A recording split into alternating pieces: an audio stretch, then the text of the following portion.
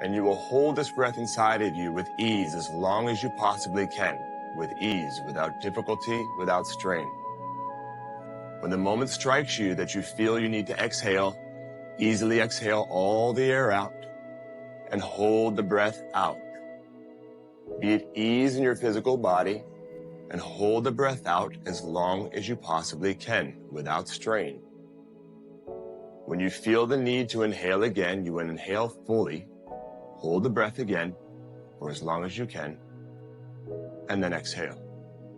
And do the same on the exhalation, and you'll repeat this pattern. So deep breaths in, hold the breath with ease, long breaths out, hold the breath out as long as you can with ease. Ease, without difficulty, without strain, calm. I'm going to give you one more tool to utilize while you are in the holding of the breath or the holding out of the breath. And this is a mantra, the vibration of sound.